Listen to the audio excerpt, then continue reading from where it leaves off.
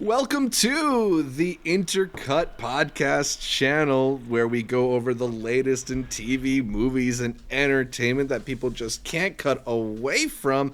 I'm your co-host, Zach Rishevich. I'm joined by Arturo Zurita, but I'm also joined by the whole Toronto International Film Fest gang. We got Amanda the Jedi, we got Karsten Rundquist, and we got Movie Jeff from Karstcast. Yeah. All the heavy hitters here in the building to talk about the best films out of Toronto 2023. This is not our first trip round the King Street theaters. We've all done this several times before, although this was a unique TIFF for several reasons. Karsten, let me start with you first. How does 2023 at TIFF compare to previous years? Did you miss all the actors and writers that were on strike, or did you just get to hone in on all the movies being offered north of the border? You know, I did kind of miss the star aspect. Not that I go there for, celebrities and whatnot, but I do think there was like a lack of enthusiasm at the fest this year, like just from the crowds. And I don't know, I saw plenty of good stuff, as we'll talk about, but even the selection felt weird this year. Like there was just something a little bit more low key, which took some getting used to, but I mean, it was still, I mean, TIFF is always a lot of fun, but I will say it was a strange year compared to the others. Amanda, you felt similarly? Well, I saw Dakota Johnson, so all that matters. All you need. I was really close. to her, but no, I agree. It's weird though. I feel like a lot of Toronto didn't get the memo that celebrities weren't going to be there, so there's a lot of people still lining up outside the red carpets, just yelling celebrity names that are so comfortable in their LA mansions right now. Well, Nickelback was there, so Nickelback, you're right. That's true. Yeah. There was some, we had Nick Cage, we had like a handful of other, like if there's certain movies got like the OK from the unions. So a lot of the A24 neon stuff had waivers, so that's how you saw Dakota Johnson for Daddy-O, as well as Sean Penn. I know Willem Dafoe was there on behalf of Gonzo Girl. I saw Willem in the flesh. Karsten's good friend Finn Wolfhard. Yeah, always best see Finn. Friends. Always best see friends. Finn. So I do agree, though, the selection this year was a little bit weird. I think there's definitely some movies we would have seen here that are just kind of being pushed off to New York right now, or decided not to do the Venice to TIFF transition, or didn't do either. Like Challengers, I'm pretty sure we would have gotten Challengers. I'm pretty sure we would have gotten Poor Things if it had kept its original release date. I feel very confident in that. There was a lack, but I honestly just feel like this year really stacked the film festivals heavy at the beginning of the year. Like everything coming out of Sundance, everything coming out of South by, like that's where the real, even if it was more low key, that's where like the really exciting stuff seemed to be coming from. And then Venice seems to be taking it for like the more traditional big names that are still coming out. Yeah. For fall. And then, New York's got a really nice selection, but it is a weird year. It's certainly not my best TIFF. Yeah, I mean, there was certainly like a different selection than we're used to, and obviously, as you mentioned, there are those movies that might have been there under different circumstances, but it's not all about the movies. Jeff, we got to catch a couple Nickelback songs together. We got the good ones. Exactly, right? What were some of your do we know the name of Finn's band, or are we just going to refer to them as Finn? Cala something, sorry. Yeah. I thought it was Karsten Rundquist Forever. No, that was the old name. They changed bands. They had to change. Wasn't Forever. Calpurnia. I definitely caught a couple Calpurnia songs while eating a hot dog, not realizing that Finn Wolfhard was like a football field's length away from me. Jeff, aside from the Nickelback performance, any highlights from the festival that didn't include the movies? Was it just getting to see all of us in person?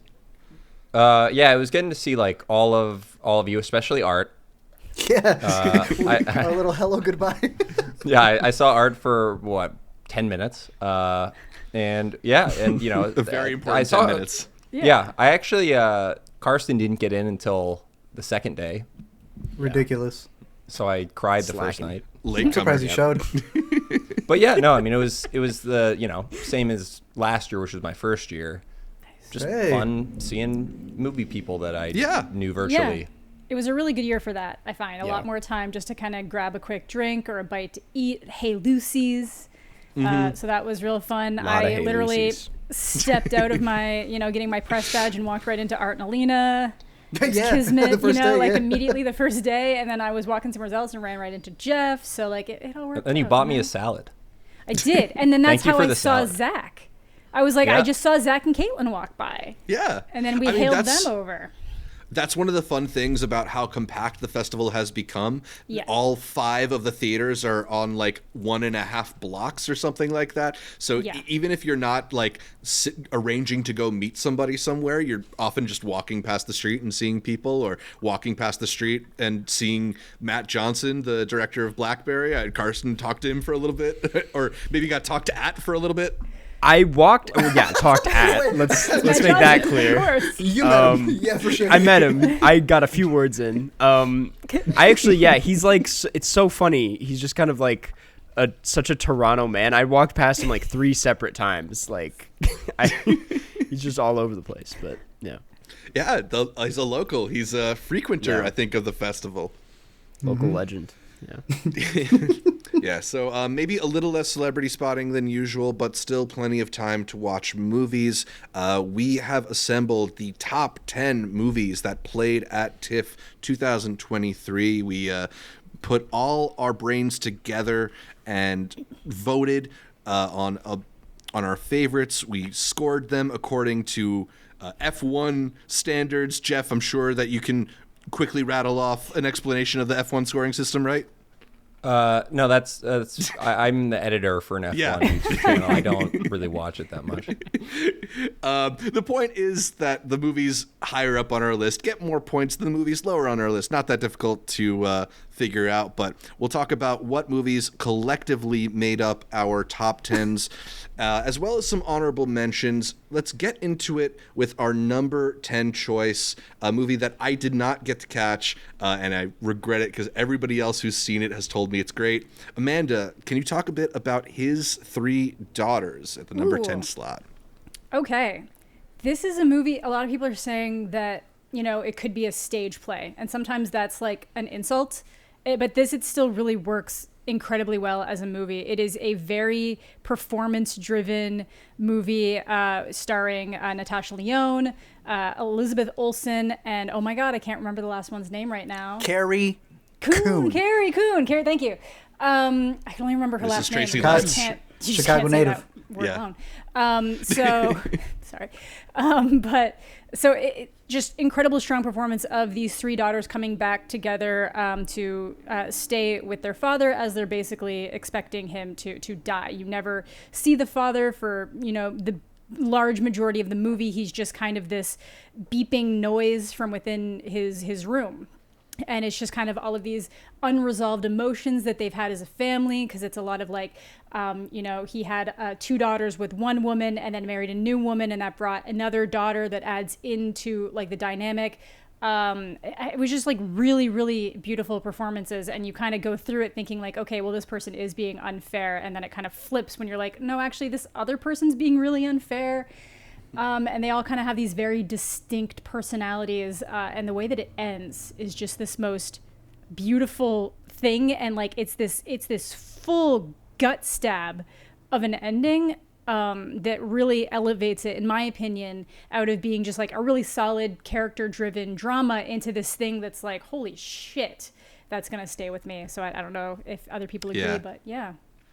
No, I've heard from a few people that it's got a scene towards the ending that's just one of the most heart-wrenching things that played at all of TIFF. Art, you had Zach. this on your list as well.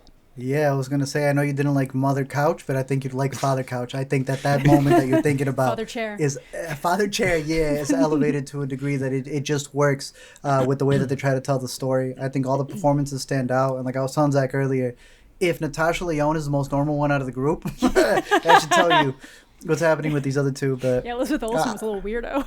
Elizabeth, they literally stopped the Love movie that, to be though. like, I don't know what's wrong with you, stay over there. They literally do. It got the biggest laugh out of our crowd. I think we were also at the same screening, the P&I that was at the IMAX screen. So because I think it's like 185, it fills out a majority of it. So we got to see it with like it's just close-ups of their face a majority of the time because it's all happening. The Oppenheimer treatment. But not the honestly, IMAX experience. It's not the They IMAX made sure experience as it let us know. but you still get the face. But it still fits it, yeah. And I thought that really worked because you're getting the nuance of a lot of their performances. So in the sense of it being a stage play, yeah, I mean, like we had front row seats at that point, and they all knock it out of the park. I was telling Zach that Javon's character, who plays kind of like the boyfriend, he appears for one scene. He just knocks it out of the park. No, I thought it was a very well-crafted movie from a director that I think we've been kind of iffy on. This is a standout for him, and probably one of my favorite movies from him, and great performances that I hope to see recognized towards the end of the year. Awesome. Art, let's stick with you for the number 9 film, because I think you're the only one of us who had a chance to catch it. Although Alina, we counted her vote as well for Great Absence. Tell us more about it. Oh, bro. This movie's pretty good. I wanted to catch that one. Y'all saw Knox Goes Away? Goes Away? Hell no. Okay, well, you'll forget about that movie. For better or worse, yeah. Way faster than the One Dimension movie to seek out for. I don't know. This is a film in where an actor has to go back to reunite with his father, who is dealing with dementia, and because of that, the movie is kind of told through his point of view, but it is edited from the perspective of the father remembering those memories. So by the end of the movie, you get this like full circle moment, and it just like it works superbly well. I think it is one of the best scripts out of the festival. I think that the grandfather's performance, who also showed up for one of the late Q&As, that is probably in my top 5 supporting performances of the year. It is a very slow movie. This is one where you need patience for it. But like the way that this is laid out as the grandpa remembers certain things, and it's one of clashing perspectives because it's not just his memory, it's also how people perceive certain events to happen. So even the people who don't have dementia don't remember things the way that they were supposed to. I hope you guys have it on your radar because it was one of the ones that we almost missed at the festival and ended up being a standout for us. So it's one Great of those Absence, ones that really good movie. It's like a pretty long movie though, right? I feel like it's one of those ones. It is long. It just kept every time I tried to fit it in, it was like, no, it gets in the way of There's this. no way it's gonna. We 2.5 literally hours. We jumped out of Three Daughters and ran directly to it.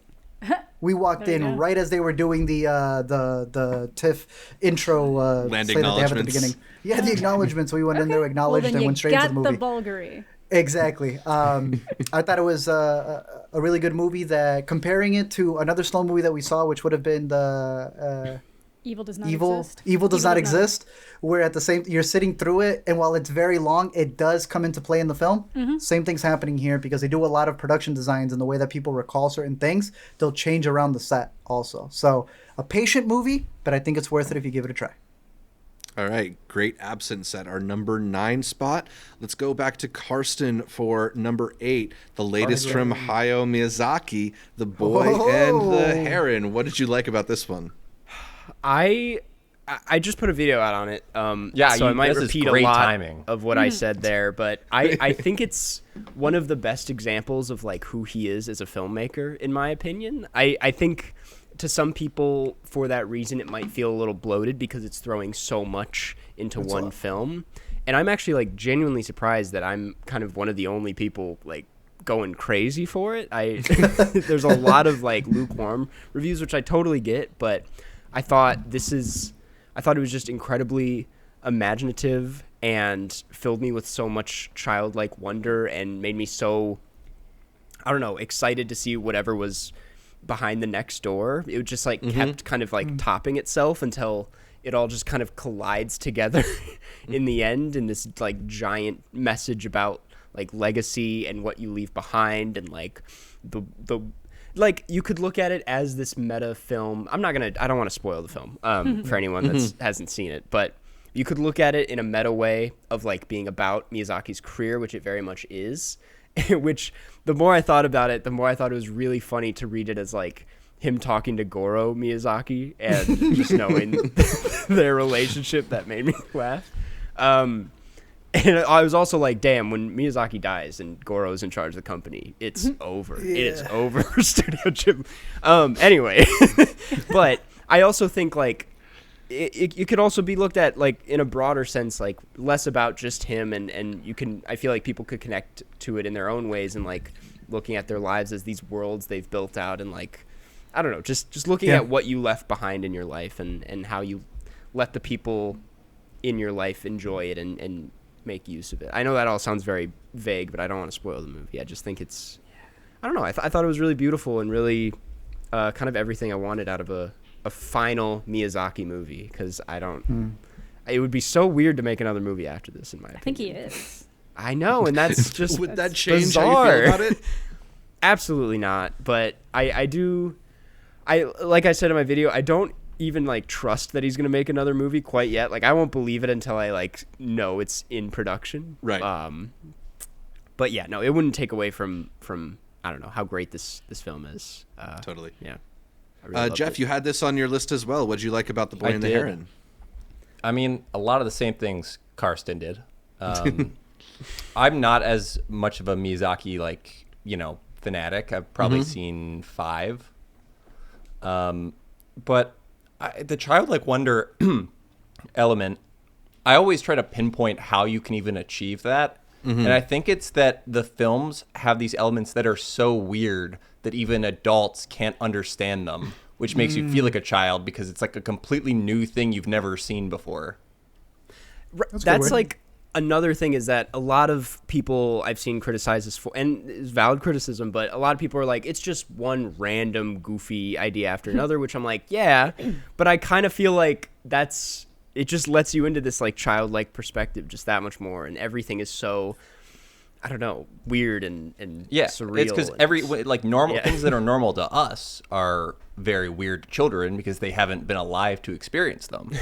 So now when you see whatever the heck's going on in this film, you're just, I mean, in all of his films, you're just like, I don't even know.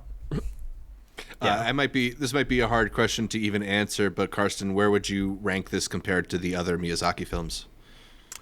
It ain't Spirited Away, but it is up there. I think it might be like third, like kind of behind Totoro. Princess Mononoke. It might be like fourth or fifth. I gotta say, upper level, upper echelon, upper level for sure. I mean, he's got some stinkers. People forget. Like this is pretty high compared to Porco Rosso. Yeah. Nice, no disrespect to Porco Rosso, but actually, that was massive disrespect. All right, so The Boy and the Heron makes it to number 8 on our best films of TIFF 2023. Our number 7 choice is Monster. Art, talk a little bit about the latest from Koreeda. It's good. It's fantastic. It's incredible.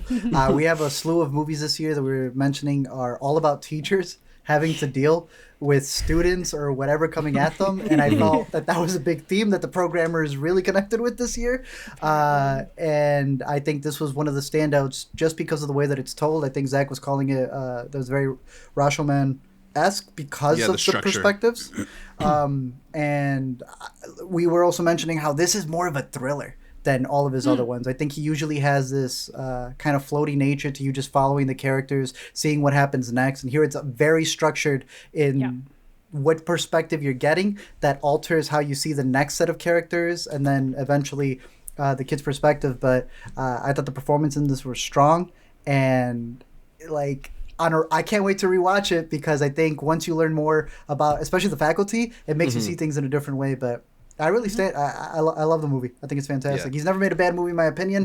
I don't have it higher than Broker or Shoplifters, but it's so different from those that it's like almost feels like it's sitting adjacent to them for different reasons. And it really resonated with me, and I have theories on the ending as well that I would love to talk about in the future. Oh yeah, we'll have to get in on that. Yeah, I love a film that has that Rashomon quality where like you keep feeling like you peel off new layers and get deeper and deeper into it as the story goes along. Amanda, you didn't put this on your list, but I'm assuming it's because you saw it at Cannes and not here in Toronto or there in Toronto. Yeah, that's exactly why. I didn't include anything that I saw at Cannes. Otherwise, this would be a very different and more comfortable top 10 list because some of the best movies at TIFF were the best movies out of Sundance, tragically. But not Sundance, Cannes. All right, well, let's talk about another one of those great films out of Cannes. Jeff, at number 6, we've got Perfect Days. What did you like about the Wim Wenders movie? Oh, man. I mean, first off, as I'm sure many people note, the best film ever about toilets. Yeah. Truly. I don't know if anything can compare. I mean, people spend a lot of time with toilets, and they're just not featured in this way very often. Respected so properly. Yeah. No, this film, I love really good visual just, the exploration of visual storytelling where there's so little dialogue in this film that for like exposition. There's essentially no expositionary dialogue, I think, in the entire film. And it still has such a high level of storytelling where I feel like, I have a better understanding of this character than maybe any other character in any of the other films I saw at TIFF. Damn. Yeah, there's this one scene that happens maybe a little more than halfway through the film that kind of like casts the whole story in a completely new light and like fills in any gaps you feel like you need. Even if it doesn't make anything explicit, you just come to have this really lived in understanding of not only who this guy is now, but who this guy was and what sort of led him to this point. But there's like a beauty to the film that's sort of hard to even put your finger on and hard to really appreciate. There's just these little moments that are so wonderful, and it made me feel really good, made me feel really happy. So I'm hoping more people give Perfect Days a chance. I'm hoping it ends up in the discussion for Best Foreign Film at the Oscars and other things later this year. So, yeah. Nice. Perfect Days at number 6. Before we get into our top 5, Arturo, I think you had some questions, some trivia questions for the group. Y'all didn't realize you're in a competitive game show streaming live right here, going through the top TIFF themes of the festival. So because we have all seen probably a dozen or so films, I connected a bunch of different themes that stem through a lot of different movies. So I know that there is about 3 to 5 different options for all of these. So I'm going to name a theme. For example, if I were to say assassins, you can say Knox Goes Away. I think Pullman also deals with assassins. It's a through line that most TIFF films have had. Hitman as well. We just have to hit 3. Teachers. Teacher's Lounge. Holdovers. And the So what's our last one? Monster. Monster. Dream Scenario. Ravaging Wind. Yeah. Loud Noise. I forget what the movie was that I saw. There are so many movies with teachers getting kind of expelled that I found that pretty interesting. We have another one dealing with memory. Well, memory for one. Great Absence. Technically. There you go. One Life. One Life? Wouldn't his Okay. 3 daughters count too? Because they're kind of like Yeah. Sure. And Literally the whole Knox Goes obituary. Away, which we mentioned earlier. There you go. dream Yeah, scenario. yeah. Talking Heads. Well, Stop making sense. The Contestant, because it's a documentary with talking heads. Yeah. And The Pigeon Tunnel, which is also a documentary with talking heads. Dream Scenario where he dresses up as Talking Yeah, Heads. That's yeah. oh. Yeah. Yeah. And then I'm missing someone else played a song. They played Burning Down the House. So I'm blanking out what movie that was. But yeah, a lot of talking heads. I don't know if any of you guys got to see the poster that they had outside. It was the big suit, and you stand behind it to be the talking head bit. Oh, man, that's Should have done a couple rounds there. We had a lot of authors this year. American Fiction. Also, Dream Dream scenario, Scenario. but not really. He wanted to be an author. He wanted Yeah. to be an author. The Holdovers. Oh, okay. He was trying to write a yeah, book. also trying Yeah, to he wanted to A write a book. Yeah. monograph. The monograph. Yeah. Shoot. Authors. Blanking on it. There was one involving a father and a daughter having really weird interviews for this movie. Oh, Gonzo Girl? Are we talking about? Oh, Or- yeah. Oh, but I'll count that. Yeah. Wildcat. Wildcat. Yeah, yeah, yeah. Wildcat. Right, that is about an I author. didn't catch that one. They are kind of weird, aren't they? Very weird. That So was getting back. there's So I definitely just did- a lot of others there. And then the last one that I had was nursing homes. A lot of people putting their grandparents or parents in nursing homes. Quiz We could lady. probably. She escapes Quiz from lady, one. she escaped from a nursing home. Sure. I think in memory she works at a nursing home. I don't know. I'm coming up empty on this one. Art, which ones were set in a nursing Pull home? up my list. American Fiction was a big part about whether he's privileged yeah. enough to be able to Yeah. put her in a nursing home, and The Great Absence was the idea of him not raising his father to be in a nursing home. There was way too many filmmakers grappling with the idea of putting their parents in nursing homes, and many of them going, no, it's a good thing. So, yeah, those were a couple of the TIFF themes. I don't know if anything else stood out to you guys that you saw as like a reoccurring thing, because I think when we do Sundance and South by, that tends to be like the most interesting thing that we get out of watching so many movies. What's like a through line that they really gravitated towards? Yeah. I mean, I always pay attention to when we see actors in several TIFF movies. John Ortiz Buckley. was really did good great. in American Fiction, and then showed up in Poolman. Amanda, you just said Jesse Buckley in both Fingernails and Wicked Little Little Letters. Letters, right? Toby Wallace was in Finest Kind, and then he showed up in Royal Hotel. in Royal Hotel, and he's so good at the Australian accent. I thought he was Australian. No, Yep. he's English. He's Yep. a whole other type of English-speaking accent. So yeah, there's always some weird parallels that go through the TIFF movies, and we didn't talk about 4 daughters, but there's 4 daughters and his 3 daughters this year in the lineup. This is like barely a connection, but there's Pool Man and Hitman. And I know, dude. The those man were- movies. I also Yeah, had the them playing man at the same movies. time, so Yeah. As well those as were connected to Daddy-O. me. Daddy-O. Daddy-O. Right. Yeah. Lost. So yeah, lots of overlap, lots of recurring ideas always in a film festival. Let's get into our top 5 though, with another one of those films that had a lot of overlap with other films. Amanda, what did you think about Dream Scenario? Dream Scenario is such an interesting concept, and how it starts being executed is just so fascinating. It's basically this professor realizes that all of these people around the world are having dreams about him, whether they know him or not, and then eventually the story kind of gets out there that lets everybody actually put a name to the face that's been haunting their dreams. And mostly it's like And these that kind of face nightmare is Nicolas Cage. Nicolas Cage. And it's like mostly he's just doing nothing. And then eventually like other things start happening, and it just kind of turns into this like reflection of, it's such an interesting concept about kind of like this shared experience around the world that has no explanation, and how that can affect the person at the center of it. Right. And then it kind of goes in a lot of other weird directions. But then by the end, we get the Q&A with Nick, the director, and I just don't think Nicolas Cage understands his character. Like, there's this whole thing where he's like, yeah, he just wants to do this thing. But it's like, no, if he had wanted to just do the thing, he would have, like, done the thing over the 20 years he's had a chance to do the thing. So it's like, I don't know. And then He's a character who doesn't follow through on his hopes, I guess. ambitions, yeah, he wants the accolades for the doing the things, Right. not the actual work that goes into it. So to me, it actually felt like Nicolas Cage just became his character in that moment, because he so sincerely believed that that's all he wanted. And then you just kind of realize what some of the inspiration was for the movie, and then you kind of have to question, like, okay, what are you trying to say with this now then? 'Cause now you're trying to say something. I don't agree necessarily with what you're trying to say. The movie itself, though, super fascinating, super interesting, very funny.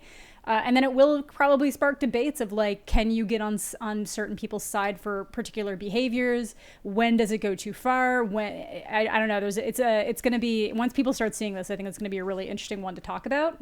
Yeah. So, definitely Yeah, it has like a kind of bizarre, almost like take on cancel culture, if that's what you want to make the movie about. But I think That is there's 100% what it's about. But Absolutely. there's so but much specifically cancel interesting culture for professors. Teachers, yeah, because he's the son of one. Specific professors.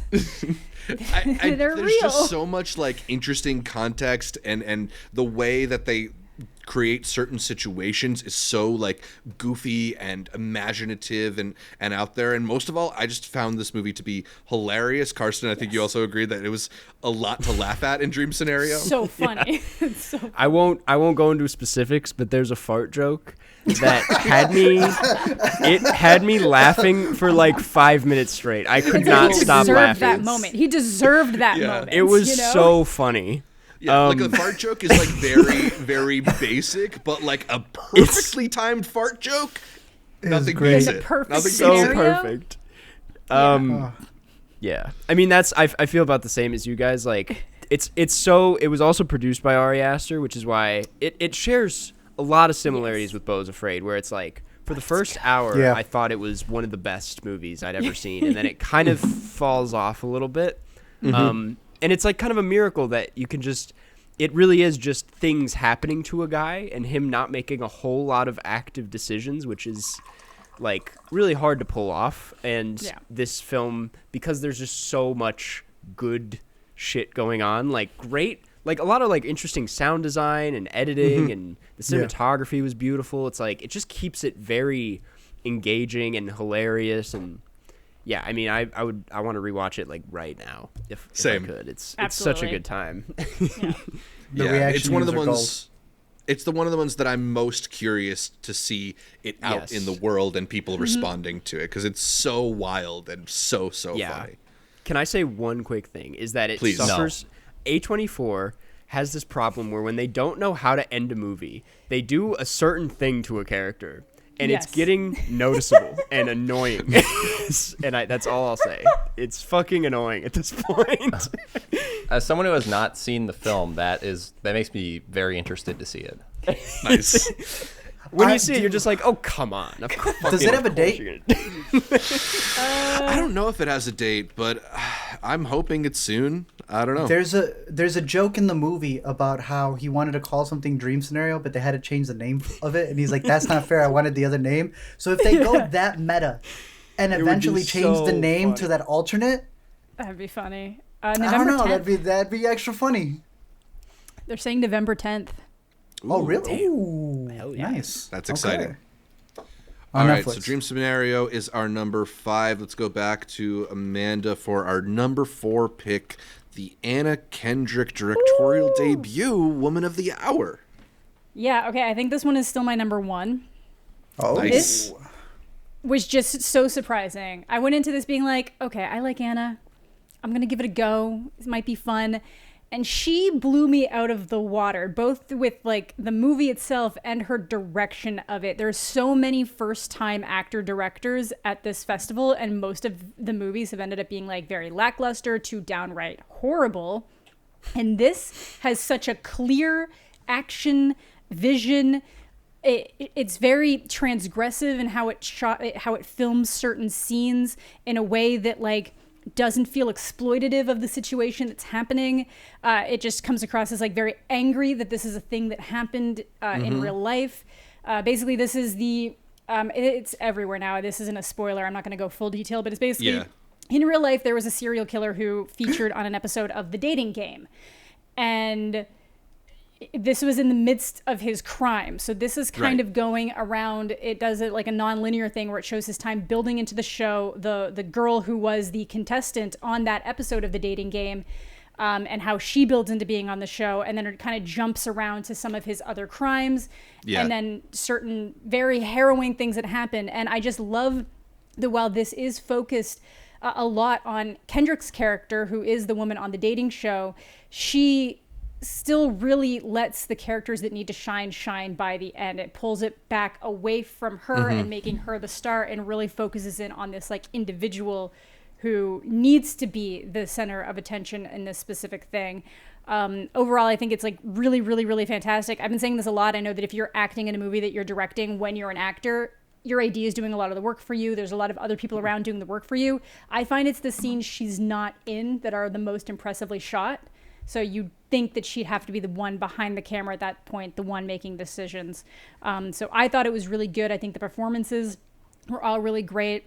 So I really kind of walked out very surprised by that movie. So it's definitely kind of swimming up there around the top. I'm very excited to see it again. Sadly and good, it got picked up by Netflix. I think it's going to do really well on Netflix, but I'd love to see it in theaters, again.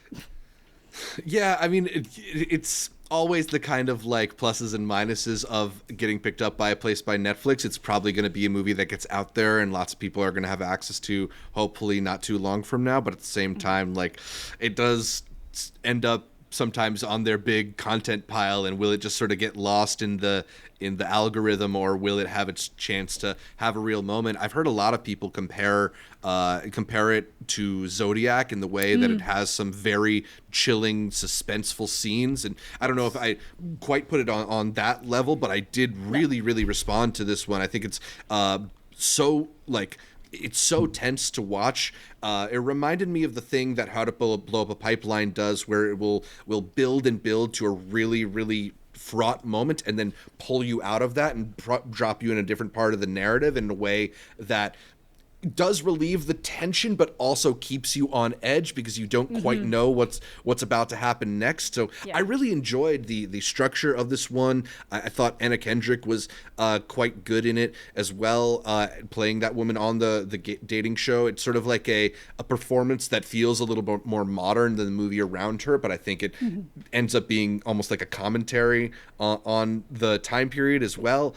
It's just a really interesting film with a very clear perspective, and I was impressed because we saw a lot of films that debuted here from actors turned directors, and a lot of them weren't nearly as clear of focus as Woman of the Hour was.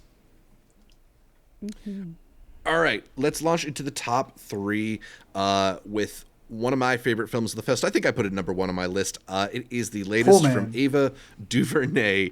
It is Origin, a really fascinating film that takes the nonfiction book Cast by Isabel Wilkerson and adapts it into a really beautiful feature that tells the story of Isabel Wilkerson working on her book Cast and developing this unified theory of discrimination across the globe.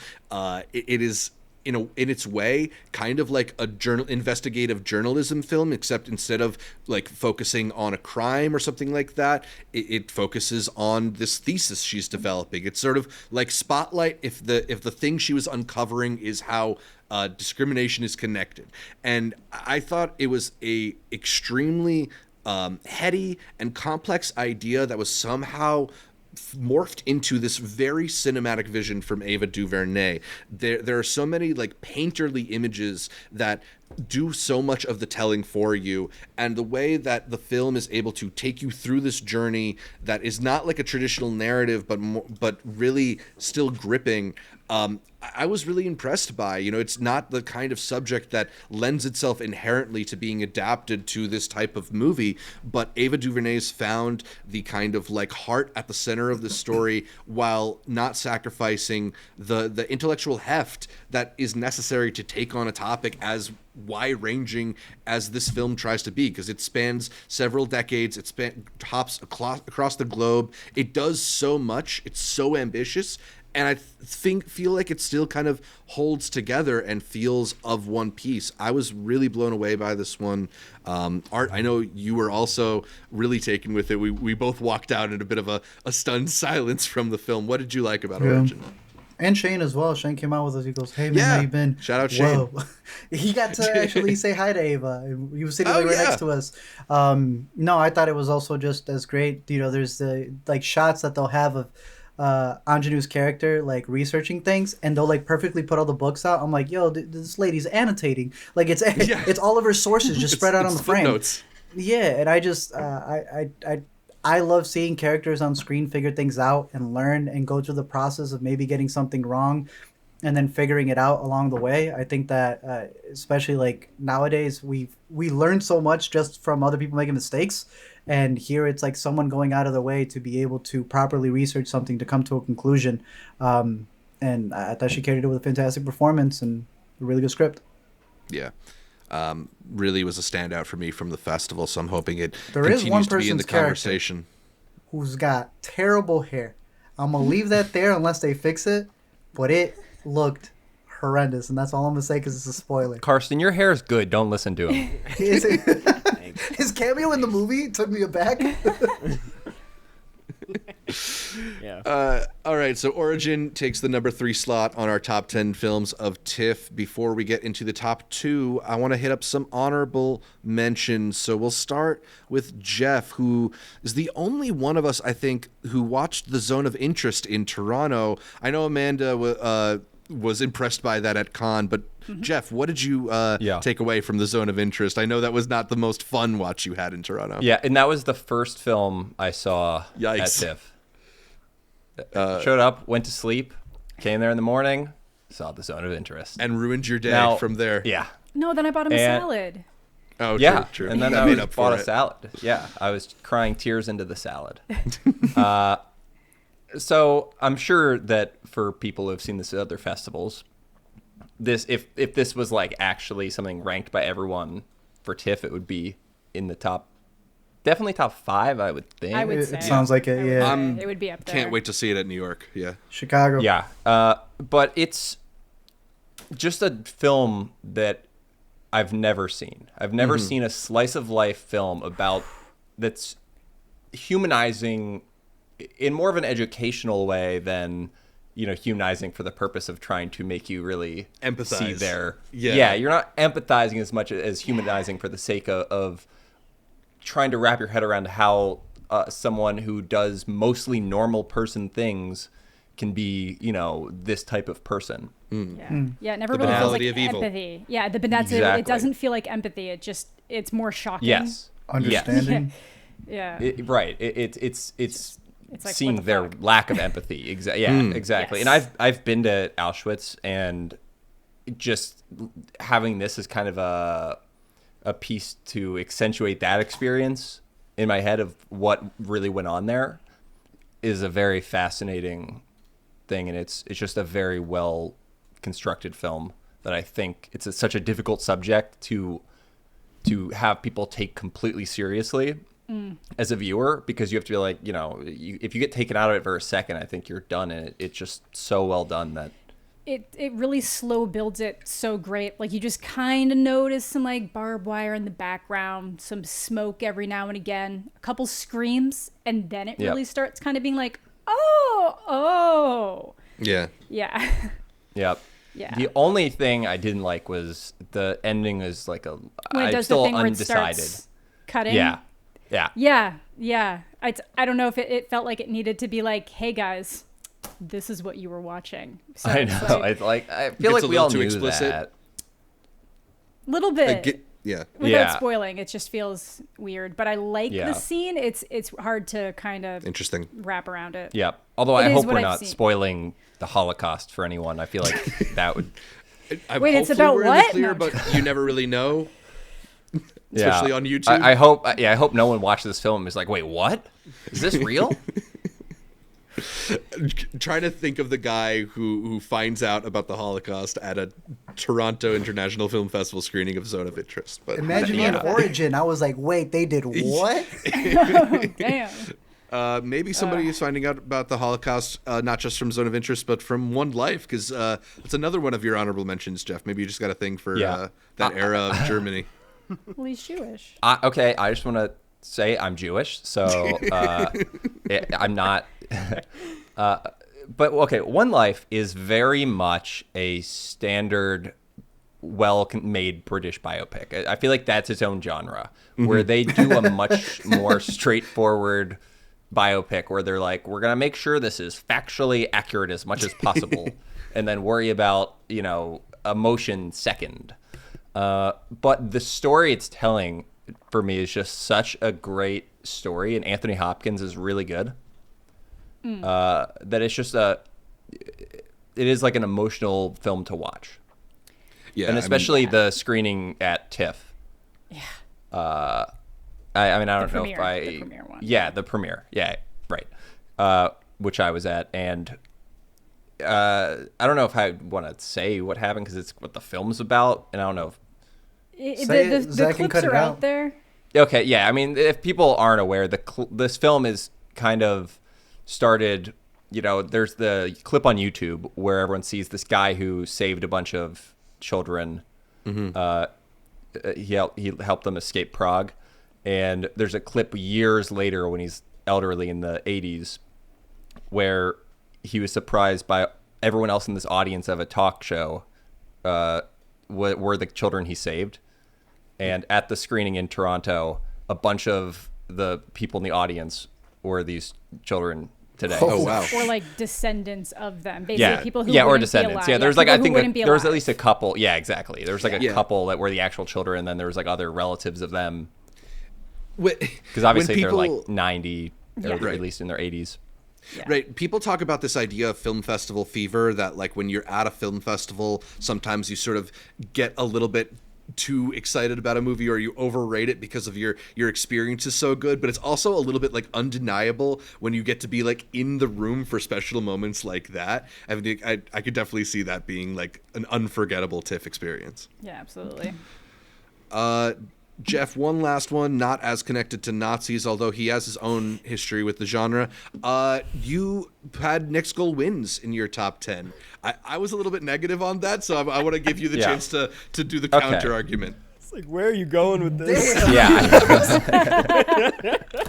But now Yeah, it's like you had Saving Private Ryan in your top 10. Don't think it Film really wasn't played even- this year, but Yeah, so Next Goal Wins, Taika Waititi's new film, which had tons of production issues and stuff. I was aware of the story, the primary story that inspired the film, and the film definitely is much less of a true. It's kind of the opposite of One Life, in that it's like as least a faithful retelling as possible. He's open about it though. Yes, in the Yeah. beginning, it explicitly has him saying, "This is pretty fake." But that being said, as a like off the wall comedy, it's fun. Yeah. I had a fun time, and I nice. also just love sports films. yeah. So you know, I'm not going to When say it's the satisfying greatest film sports ever. underdog story. Yeah, It's cute. It's like my Exactly. I was like, It's this a- is it's a- nice. This is cute. And he even said like and when Exactly. he introduced the movie, he was like, "Hey, get ready to watch a movie where nothing bad happens to nobody and everyone's happy." It's like, Nice. wait, Let's you, go. do that accent again. nope. I thought that the movie was about them actually winning something. Like I thought they were They gonna. win. No, I thought they were gonna win like a tournament, bro. When they hit you with you just trying to score one goal in the Yeah, history, I burst out laughing. I'm like, I this know, is right? the dumbest premise. Yeah, Yeah, no, it's but very it's save like the real. cheerleaders, They save the world. stink. One goal. One goal. That's insane. I love it. Let's go to Karsten's honorable mentions and start it off with the Richard Linklater film just sold to Hey. Netflix for $20 20 million. million. Hitman. I think it would have made it had we caught it, but I'm saving it for New York. I don't know Yeah, it was on like my- these it was my other 10. jokers. It was in my 10. I was gonna ask, yeah, because I was actually kind of expecting it to be like number 2, but damn, I guess it's an honorable mention. I loved this movie. It's very Nice. Reminded me a lot of. It's just like a great modern screwball comedy, which I feel like we have not had in a while. Like really great, fun, twisty crime plot, an amazing Glenn Powell performance. I mean, just finally like Movie star? giving him the role he deserves. Yeah, it truly. is so good. Hell yeah. Yeah. Yeah, just like I don't know, really good time. I guess there's not a whole lot more. That's a lie. There is some more to it. Like I feel like Linklater does a lot with relationships and knows how to make a really kind of interesting movie about and kind of like uncomfortable movie about love. And this is not an exception. I feel like it goes in directions where you're like, this shouldn't work, but it does. And Yeah. I don't know. He does relationships really well, in my opinion, and this is a really funny example of it. And damn shame that it's going to Netflix. I mean, I know it has a theatrical release because it's a really fun time with a crowd. Yeah. Yeah, it's very fun with But the crowd. yeah, Yeah, I mean, Glass Onion had a theatrical release too, and that also felt Right. kind of Right. insufficient. So Theatrical we'll, This guy We'll was see in on Top Hitman. Gun. Like, Yeah, he was. Yeah. Yeah, no, I don't it is rough. It's another one that's gonna do really well on Netflix. Like this is one of those ones I can be It'll like, kill. Mom and Dad, here you go. yeah. Your You liked it movie. too, Amanda, Yeah. right? I did, yeah. I feel like it hits a point where you're just kind of like, well, where the hell could this be? Where can it go? Like it has to be Right. bad, and then it does something at the end that you're like, fuck off, but like not in a bad way, but just kind of in like, you fucking kidding me? so funny. It's like, yeah, so I do really like it, but I think I prefer the early end of it more than like the later end of it. I think for me it loses stuff at the further it goes on. And interestingly enough, I think it's when there's more creative licenses being taken, it actually gets worse, which is usually the opposite. Usually when they take creative licensings and things, that's when they're like, we're jazzing it up. But it's still good. It's still very fun. It was on my top 10, so I enjoyed it. Karsten, you also had Sing Sing on your list, the movie starring Coleman Domingo. So bummed. Yeah, I think most of us heard that the buzz on this was good a little too late, so we missed it. But Yeah. Tell us what we missed. Yeah, it's about a theater program inside within a prison, starring Coleman Domingo, and it's just a really kind of pure and likable movie, which I wasn't expecting from like a prison film. I feel like so often when we're dealing with films about this subject, it's very harsh and grim and sometimes like violent, and it's just, I don't know, it comes with like watery territory, but this was like it took such a kind of wholesome approach that I thought was never cheesy. It was just heartwarming, which I think it just made the message it was driving home just that much more effective, of like how broken the system is. And like, I don't know, there's some really, don't get me wrong, there's like, it's not just like a good, clean time. Like there's some really devastating and heartbreaking moments near the end. But I think like I think it takes a very unique path to where it's trying to go, and I don't know, just a really fun time. I was also shocked that this wasn't the Coleman Domingo performance that was getting buzz. He's going crazy. Yeah, another person who had 2 films at TIFF. He was also in Rustin, which at least I saw Rustin. I didn't see Sing Street, but that is a much more like by the numbers type of biopic, and he's very good in it. But the people I've been talking to seem to have really responded to the movie Sing Street a bit more. So Sing Sing. Sorry. John Carney also has a movie at the festival. I don't know. Similar Sing Sing. to One Life, a lot of the actual when they were in the movie, so I guess that's why they're there. But a lot of the guys in the actual. Oh, you were at the premiere? Yeah, I was at the premiere. They were at the screen, which was really great. Also, Paul Raci in it, who is good to see him back delivering a great performance. Amazing. You mentioned that it's not the typical kind of like downtrodden prison film. Something that's not going to make anybody's top 10. I saw Bad Boy, which is from the person who created the original Euphoria show, and that to me was like trauma porn of a young person getting sent to a juvenile facility. They were giving that away. Bro, I'm 20 minutes in. They were giving that away. Hand over so fist trying to give that away. Sounds like Sing Sing was the better prison option at TIFF for sure. Damn. One more honorable mention I want to run by you, although it's not everybody's favorite. Carson, tell me about Aggro Drift. I won't linger on this one too long. But I have to get my word out about this. It's just a vibe. You have to accept that it's not a movie, and that's like kind of what he's been trying to explain to people. And I think when I was able, I say this in my TIFF video that's not out yet, but I was like, it goes a level past turn your brain off, where it's like you need to just like soak in it. Like you need to just accept that you're kind of like backseat in a video game, and a bad when one. you do that. Yeah, I mean, the dialogue is definitely the worst part. I'll say that. It's worse than the GTA 5 dialogue, which I think is terrible. And it doesn't look good either, man. They don't do the infrared thing well at all. And the whole, like, humping the sword continue. Like, what the fuck, Humping man? the sword was hilarious. The infrared cinematography. Not in a good way. It was... Dude, it wasn't even cinematography. I feel like it was fake. I feel like they put it through a computer. I feel like half of it was AI. And then he was all like, yeah, we did a lot in AI. And I was like... I loved the AI stuff with, like, the kind of, like, the inner... whatever that was. I don't even know how to describe it, but... I like that. Yeah, that was cool. Yeah. I will say, you know, I was expecting it to kind of ramp up a bit, and it kind of stays on the same note most of the film. It never really, like, you know, moves up or down, but it doesn't really need to with how bizarre and, I don't know, just kind of, I think it's really hilarious and not unintentionally. Like, I think he knows what he's doing, which makes it a little bit more charming, but also probably really annoying to a large chunk of people, but... I'm still really curious. I had fun with it. it kind of exceeded my expectations. They were on the floor, but Yeah. yeah, it was interesting. I will say that. To How was me- Travis?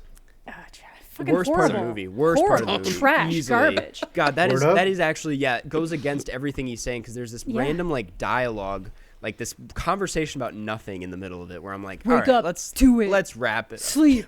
Do it.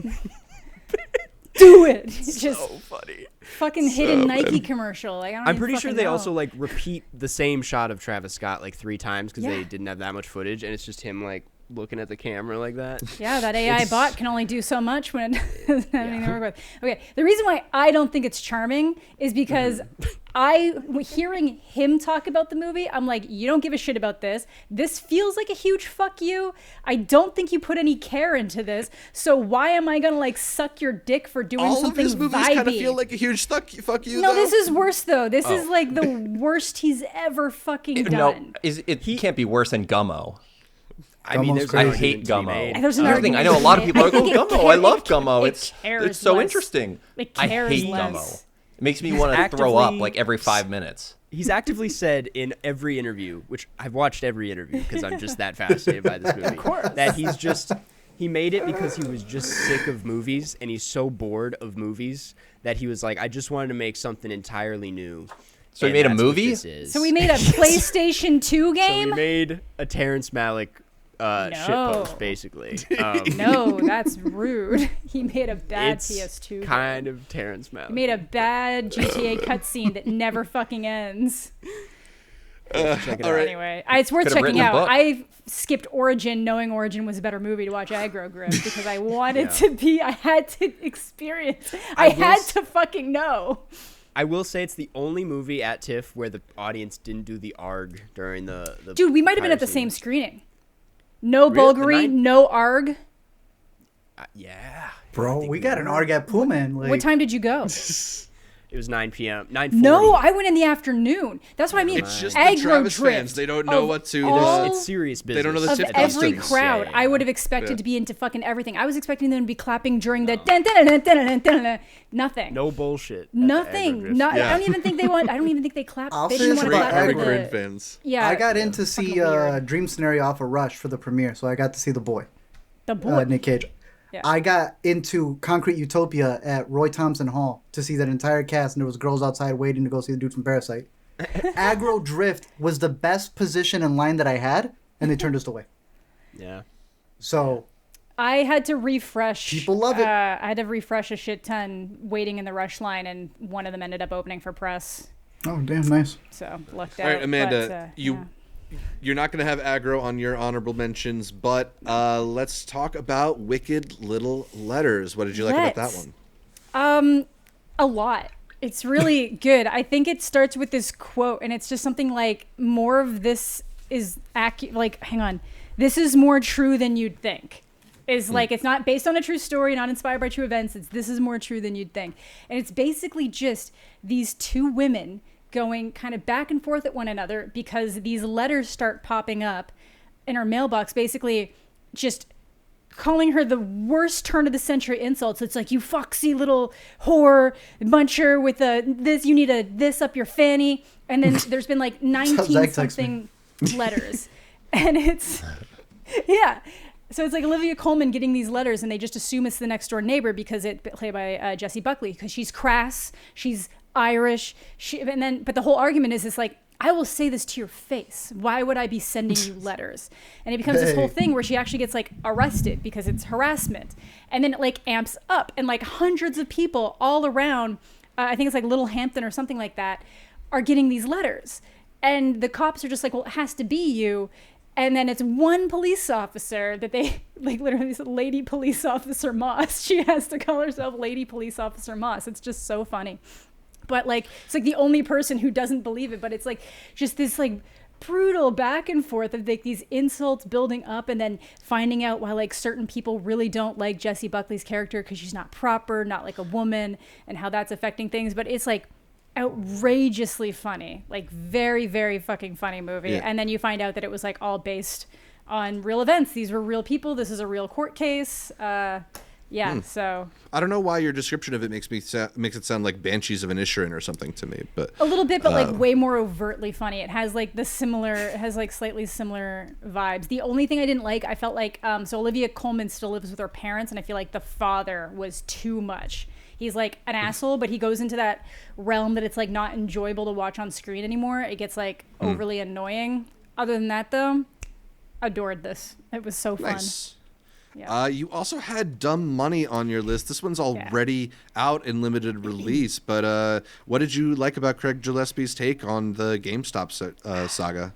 I just thought it was funny. Like, you knew it was going to be a crowd pleaser. Like, put that story together pretty well. I kind of like those, like your BlackBerry type thing, your social networks. Obviously, this is like lower than a social network and lower than a Big Short, but just, that kind of things that operate in that space are always really fun to me. And I feel like of all the biopics we've been doing, I feel like so many companies are just like falling over themselves to be the first to a story, first to a thing. Yeah.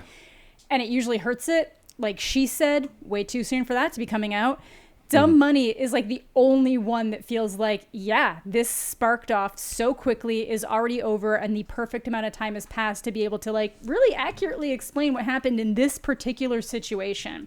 We have like the fallout of that situation that splintered off into everything else that's been going on and like the weird finance stuff. But like Dumb Money, this was like the perfect time for this. So I had a really good time with it. The performances are good. I really like the way it starts, just with like Seth Rogen freaking out. I just thought it was really enjoyable. Nice. I don't think it's like changing the book on anything, but like for the type of story it is, I think it's like super fun. Yeah. And then I think we both had similar feelings on Fingernails, but you had it on your list. So what are some of the things that you liked about it? Okay, Fingernails for me, the reason why it was on my list is that I haven't been able to like stop thinking about it, but it's in a bad way, and that I want to take the story that they've established in the first hour, and then I want to finish it different. Every once in a while you see something that it's like, I feel so inspired by this. How can I take it without you accusing me of stealing from you? You know, like, yeah. There's a lot of really interesting stuff there, and then it kind of ultimately goes into a little bit more of a predictable path than I had hoped for. But I think you could just edit down what's there into a really solid 90-minute movie, and not the kind of almost 2-hour slog that it kind of becomes by the end, unfortunately. But I still think there's a lot worth checking out in Fingernails. So glad that you at least gave it a quick inclusion. Art, you had 4 Daughters near the top of your list. Why'd you choose that one? It's very good. It's a documentary that mixes what would be a narrative by hiring 2 actresses to play the 2 daughters that are missing, and then the other 2 daughters play themselves. They also cast someone to play the mom, and then lets the subjects of the documentary direct those reenacted scenes. But it's not the reenaction that stands out. It's them talking about how they're going to direct the scene that brings up moments that is much better than them sitting down as a talking head telling you what's going on. Incredible experiment for a documentary. It's Tunisia's pick for their submission for the Oscars, and even though it's a documentary, I think it deserves to be one of the top 5. Another one of your honorable mentions is Germany's pick for the Oscars this year. What did you like about Teacher's Lounge? Also very good. That and Andragogy, I think, are my 2 like teacher movies, where one is a teacher going viral, getting in trouble, and here is a teacher reprimanding somebody who's stealing things and getting caught trying to figure out who that was in the teacher's lounge. That's another one where I think 95% of Teacher's Lounge is an incredible movie. I wish it ended a little different. And if it would have ended a little different, I would definitely put it as my top 10 overall. Yeah, I mean, it's watching a disaster unfold slowly. Easily. I think it's really, really compelling, sort of classroom thriller. Teacher's Lounge was also on my list. Motherland. Ooh, Y'all need to catch Motherland. That one, and woohoo, it is one of the best films out there, bro. It's like what happened during Argo. No, like, I know we're not counting shorts. This might be in my top 10 films. All right. We'll I had to give you an honorable. You got to send me the link. It's raw, bro. I got 2 more on my list. How to Have Sex, which I thought was a really like stark look at like the He's like, I know that. Yeah. Are we laughing? I meant to be like, a misogyny? I heard that's good. That's good. Is what I meant to Yeah. Shouldn't have done anything. Well, anyway, yeah, it's a stark look at like the tribulations of being a young woman, particularly in the party scene. And I just think it does a very good job of characterizing the people in this film. They all feel like lifted out of real life in a way that not a lot of films aspire to, but not as many films get this close. So I liked How to Have Sex a lot. I also thought that Backspot was very interesting. The Canadian film from D.W. Waterson, I think it is. Waterstone. They put together this film about a cheerleader being elevated to an all-star squad. And it's got these like really, really visceral moments. I love some of the way that sequences are shot. There's this thing when she has panic attacks and it gets called all like shaky and extremely close up that I thought was very effective. So yeah, D.W. Waterson, their film Backspot, also on my list. But I think it's time to get back into the top two with the People's Choice Award winner, American Fiction. Arturo, talk to me about why this movie is special enough that it won People's Choice. It's got Jeffrey Wright. Jeffrey Wright's a baller. Jeffrey Wright can do drama. Jeffrey Wright can do comedy. He can do it all. Does a little bit of both in this. Easily. It's the story of a guy who's written so many books but hasn't really made that much money. And so one day he decides to kind of take what has become a genre of books, which is your stereotypical gangster finding himself in, I don't know, gangster scenarios. And he does it out of spite. And it ends up selling for like a ridiculous amount of money. So now he's pretending to be this author that nobody knows because he's hiding under the alter ego of somebody else.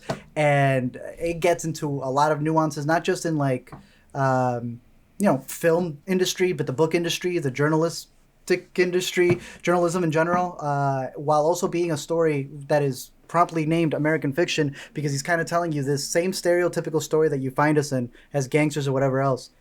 You can also be a rich black person who's going through the exact same turmoil without it having to be all those stereotypes. He kills it. The whole supporting cast kills it. And it's got some of the best jokes of the year. Yeah, really biting satire of creativity and the audiences for creativity. It has some lines that I just thought were so piercingly funny. Some of the biggest laughs that I have had all year. So I'm definitely excited for more people to catch up with that film. But the best film from the Toronto International Film Festival, a movie that almost all of us had it on our lists, and I think that Art might have had it too, had he got a chance to catch it. But I'll start off with Karsten. What did you love about The Holdovers from Alexander Payne? Oh, it's such a great movie. Yes. Like amazing, warm, cozy vibe first off. And that's, that's enough for me. But I thought it was such a touching like film about like two people who like kind of learn a little bit from each other, who are both feeling like I don't know, forgotten by the rest of the world, feel like the world owes them something, and not in a way that's like, I feel like a lot of other Alexander Payne movies, usually that kind of guy is really annoying and kind of made out to be like the loser villain in the film. I just watched Sideways last night, and Paul Giamatti's character, way more unlikable in that than he is here. And yeah, it won me over. Pretty easily because all the performances are great. Some incredible music. I didn't think the 70s aesthetic was ever gimmicky. Which I was worried about. It ended up being just, an added layer to the film. I wish I had something to say about like why it chose that aesthetic. I don't know if you guys have any thoughts on that, but I mean, I just enjoyed it. Like I thought it looked and sounded nice. I mean, there is kind of like an old-fashioned quality to the story, and it's also set in that time period, so it does sort of make sense, like in the same way that they don't make movies quite like this anymore. They literally don't make movies using these technical specifications anymore, so it really does give you that nostalgic quality. And there's probably people who will be able to break it down more intelligently than me, but it just felt like both thematically and like just technically appropriate for this type of story. Jeff, you also had it number one on your list. What did you respond to in The Holdovers? Yeah. So it's such a fascinating period piece because it's like an all-encompassing period piece where it's like a piece of art that no one in 1970, if it was released then, would have, batted an eye at. Yeah. Where it feels I think like a it could lost have movie. Exactly. It feels like a film that came out in 1970. So it's like, it's not a period piece that's, made with a modern eye looking back at something. It's a film that just is like, feels like it exists then. And I think it could have won Best Picture in 1970. Yeah. What won Best Picture in 1970? I can quickly look that up. No, we don't need to. Midnight Cowboy. There we go. That's a good movie. It's honestly a good movie. Okay, it would have been a nominee. Didn't stand a chance against Midnight Cowboy. But yeah, and also Paul Giamatti is just so good. Incredible. Yeah, Yeah. it's just it's I don't know how you couldn't like it. Yeah, Giamatti's so good. I was also really, really taken with Divide Joy Randolph, who just has this like warmth and light to her. I really hope that's a performance that people don't forget about when it comes to awards season. Amanda, you had this on your list too. What did you like about The Holdovers? A lot of the same things. It does just the way that it feels like it's from that era. So I rewatched Adventureland on the way home, on the flights home, and I'm watching it. And it like never occurred to me, even watching it originally, and I'm like, oh, this is probably happening in like the 70s or the 80s. I think it's the 80s. It doesn't feel like it needs to be then. Nothing about it feels like that specifically, other than the fact that they don't have cell phones and just other, I think could be 90s too, but like, I don't even know. That's the thing. It's so in specific other than knowing that it's not currently happening. Whereas this, there's just like no denying the era that you're in. And there is that like charm to it, but then it does take the story kind of into that deeper area when it's just going through the different issues that each of these three central characters have. So you do have that central relationship between like the young boy and Paul Giamatti's character. And then you again have Divine Randolph, who is just fantastic and kind of dealing with her own just worse situation, like absolutely more horrific reality, and holding it together so much better in certain ways. And everything about it is like, so like, even we're all talking about how it looks, but there was even like little audio crackles. Sorry if I missed, somebody mentioned that. Like, I love that. There's little things to make it feel like it is just this like lost film reel in time that we're watching. And it could have been really impressive just for that, but then it does take that story to a further level. And I feel like that kind of like boys' school almost has to be told in a more traditional setting. I just don't know if they exist that way anymore to that extent. And obviously there's a whole slew of other reasons for just like a handful of boys being left alone at a school with one teacher. I don't know if you could get away with that anymore, just for a variety of safety reasons or different things like that. So it really does just feel like this movie that for it to exist the way they wanted to tell it had to happen in the era that it happened in, and they just tell that in the best possible way. Absolutely. A really warm blanket of a movie, like a cozy cup of soup of a movie. I'm stealing a little bit from Karsten's Letterboxd review, but it's just so pleasing, so I don't know, heartening to see it. So yeah, one of the best films out of TIFF for sure. But those are our top 10 movies from the 2023 Toronto International Film Festival. Thank you all so much for joining us for this one. Karsten, we're getting a TIFF video from you soon? Yeah, next week, hopefully. Lot of shit to talk about in that video. Yeah. Amanda, do you think you're getting yours out soon too? I don't know. I'm going to let someone else There's edit so much it. stuff. There's so much There you stuff. go. I'm going to let someone else edit it. And yeah, I do feel like if we don't at least mention Anatomy of a Fall, people are going to be like, why did no one mention that?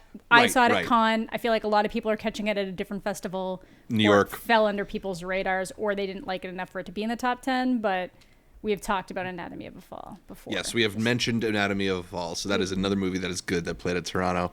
Yeah. And Jeff, we're getting the Return of Cars cast from TIFF? We are, or- yeah. At some point, Amazing. Karsten, we'll talk about when we're going to record it. It'll be in this week.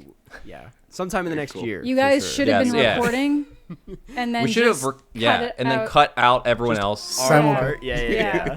Yeah. It's weirdly jarring. Just sort of moves forward in time. Or I just download the YouTube video of this and then just claim it. Put as a also the giant Carscast. Carscast label over it. Yeah. I love that. All right. And you can, of course, catch the fuller TIFF recap that Arturo and I did on this channel. But yeah, I think that just about wraps up our coverage from the Toronto International Film Festival. Thanks again, everyone, for joining us.